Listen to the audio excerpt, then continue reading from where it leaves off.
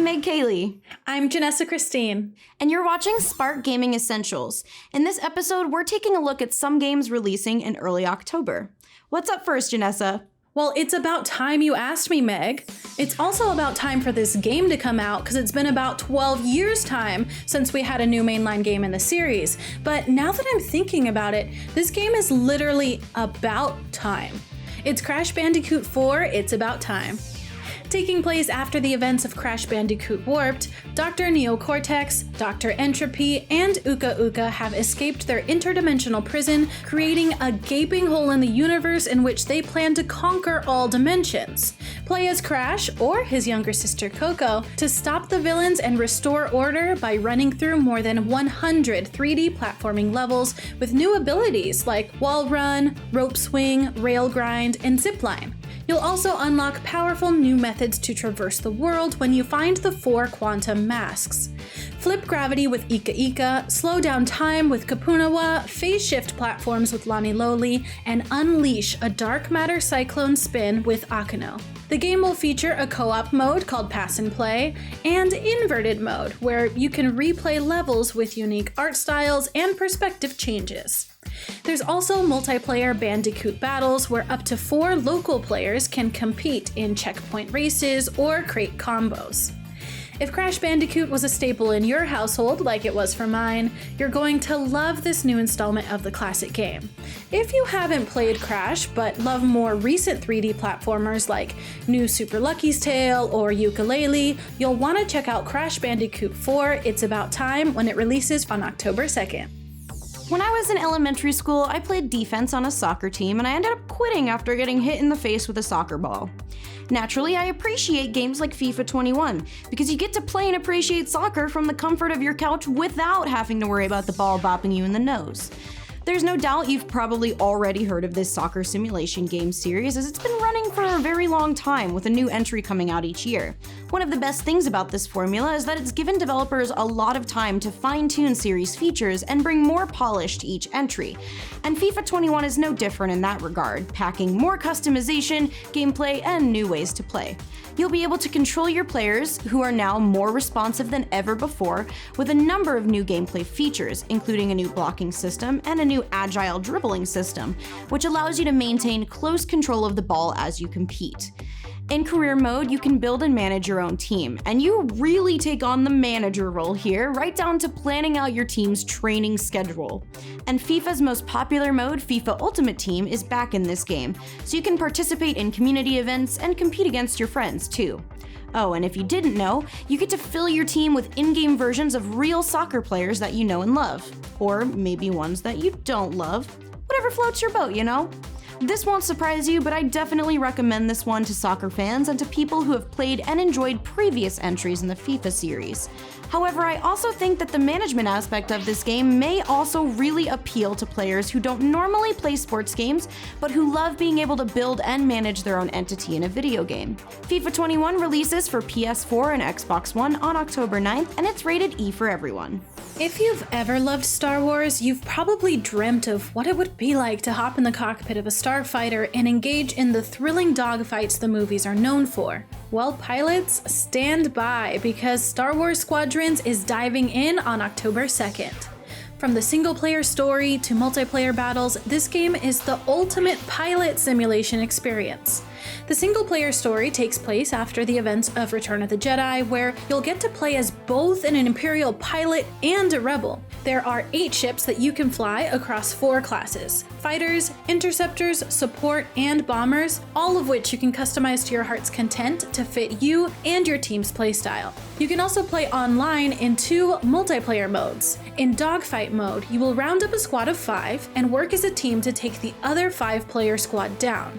Fleet battles will take a bit more strategy and coordination as you complete objectives across 3 stages against other players or AI.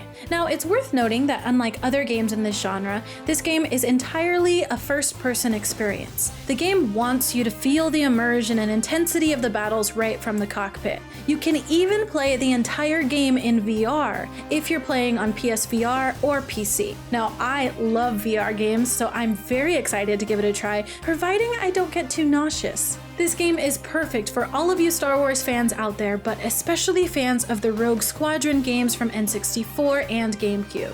I'll even go as far as saying that if you enjoyed Jedi Fallen Order or Battlefront 2, you may want to continue the fight in the skies. Star Wars Squadrons takes off on October 2nd for PS4, Xbox One, and PC.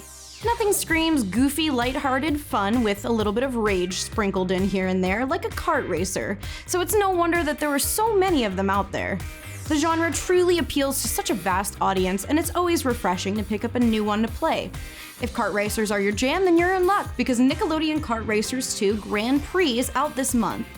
One of my favorite things about the Nickelodeon Kart Racers games is the fact that you get to peruse a roster of your childhood favorite characters when you're choosing who to play as, and then from there you'll race as that character against all of your other childhood favorite characters. This new entry in the series definitely delivers when it comes to its character roster, as it features 30 playable characters and 70 companion characters to choose from. It also does a great job of blending characters from some older, more nostalgic franchises like Rugrats, SpongeBob SquarePants, and Hey Arnold, with characters from newer franchises like The Loud House and even JoJo Siwa. The characters on the roster all offer unique abilities that you can use to your advantage while you race, and you can also customize your kart with power-ups and special attacks to really lock in that win. Up to 4 players can play together locally, and up to 8 can compete online, so this is a great game to check out with friends and family.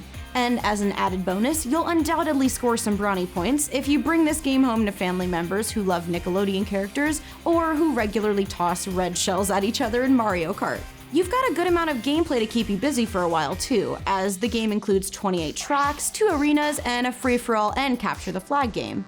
Nickelodeon Kart Racers 2 Grand Prix is rated E for everyone, and if you'd like to pick it up, you can grab your copy for Xbox One, PS4, or Nintendo Switch. You can keep the kart racers, Meg. As a fan of two wheels myself, I'm happy to talk about our next game, Ride 4. Ride 4 is a motorcycle racing and simulation game with realism at the throttle. You can choose between 176 officially licensed bikes and 31 tracks located all over the world. Now, I'm gonna stop for a second so we can just stare and bask in how gorgeous these bikes are. They've all been rebuilt from scratch using CAD data and 3D scanning so that they can capture the smallest details. Okay, enough gawking, it's time to hop on and ride. In a new career mode, you'll get to choose what path you'd like to take in a selection of tracks. Your choices and results will affect your path, as well as a new affinity system that may reward you for your loyalty to a specific manufacturer.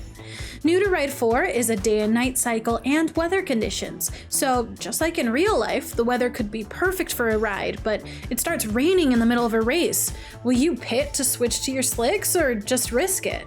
There's also a new endurance race where you'll have to monitor and balance your fuel consumption and tire wear if you want to take home the win. Play against Anna, a machine learning AI, or against online players with a lag-free experience due to dedicated servers. If you love motorcycles or the previous Ride games, you'll want to pick this game up. And if you enjoyed MotoGP 2020, this game has the same developer, Milestone SRL. Keep the paint up and the rubber down when Ride 4 releases for PS4 and Xbox One on October 8th. That wraps up this episode of Spark Gaming Essentials, and we only got through the first week of October.